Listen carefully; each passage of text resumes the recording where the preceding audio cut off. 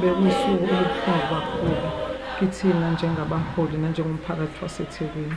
Emva kokwenzeka kwesigameko laphana kumthelawayeka womgwaqo uDumisani Makhaya, la kwaba nenhlekelele yengozi okwabe sekudlula emhlabeni abantwana abathathu namuhla-ke bekufihlwa kwabo.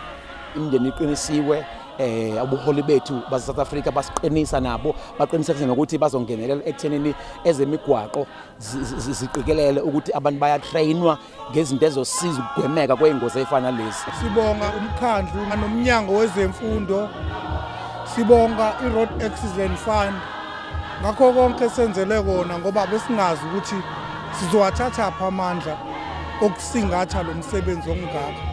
Konke abakwenzile umkhandlu nohulumeni nakho konke umphakathi wakaMashu okwenze kuthina nakwabanye ukwenze.